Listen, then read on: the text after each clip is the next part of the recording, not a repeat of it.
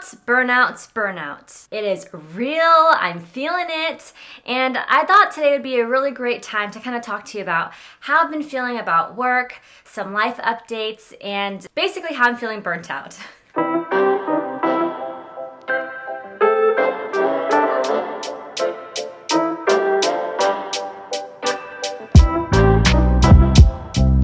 A lot of the times I get asked questions if my work is stressful. It's honestly not stressful, but like any other job, there's always going to be those phases in your time at work where you feel a little bit more burnt out and a little bit more overworked than usual. When I try to think back and pinpoint the moment where I started feeling burnt out, I think I could think of this one moment, and it was basically when my coworker told us a month ago that she was leaving our company and moving on to a different company. The first couple things I thought of was first, obviously, really sad. I was completely shocked. But right after that, you think, wow, wait, what does this mean for me?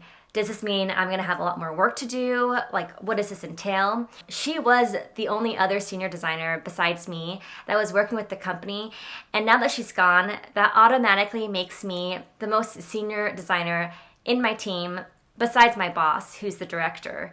And that's great. But at the same time, it feels like a lot of pressure because you want to be able to be a good mentor to the people under you. And so it just adds a little bit more pressure. And I think that's kind of one of the reasons why I started feeling really burnt out. So whenever I'm feeling these things, then I know that there are certain things that I can do to make me feel better and get out of this rut. So I wrote it down. I wrote down a list of things that I do, and I wanted to share with you in case you're feeling this, and so maybe this could be really helpful. The first thing, my go-to that I always do when I'm feeling burnt out is being active and exercising. Sometimes working out kind of helps a lot because it takes your mind off of life, and I feel like it's a great way to kind of just focus on the one task that you're doing. You're focusing on just doing reps, and you kind of just take your mind off of a lot of work things. Another go-to of mine is getting pampered. I love getting pampered. And that can be anything from getting a facial, getting your lashes done, getting a massage. I love massages. I think this just kind of helps you slow down, get to relax your muscles, and it's just kind of nice when, your muscles get relaxed and you're all zen and everything. The third tip is take a vacation. PTO days are so important and work gives them to you for a certain reason. You need to take a vacation. It's really important and you really need it to kind of reset and so that you can be better and refreshed when you come back to work the next day. Take a week or a couple of days if you need to do some kind of mental wellness or just a day where you can do whatever you want, even if you're doing nothing. It's good just to take those days off and to take those weekends off and just relax. Set boundaries. Setting boundaries is so important, and I think that this is something that a lot of people don't do, especially when you're working from home. Your computer is with you at your house, but I learned that I really need to set boundaries. So typically, I like to go onto my computer and log online at around 9 a.m. And then I'll typically log off around 5 p.m.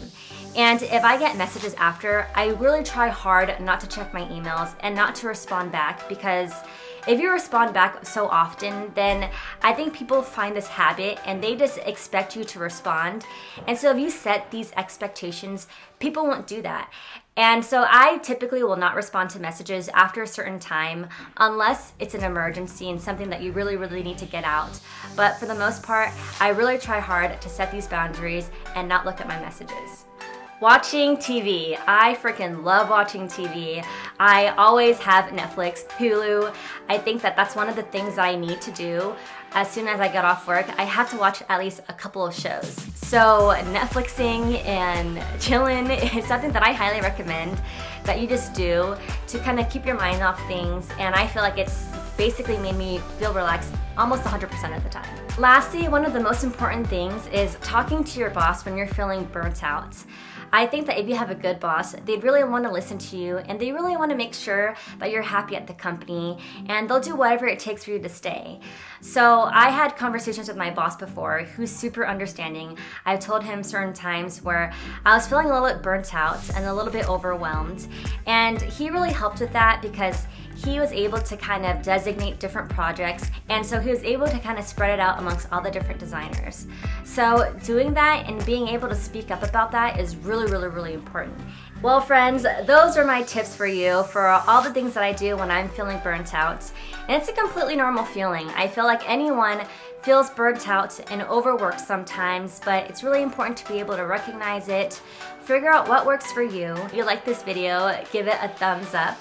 Comment down below if you have any suggestions on other techniques or methods you do when you're feeling burnt out. And I will see you in the next video. Again, I'm Tiffany, and subscribe to my channel if you can. Bye. Mwah.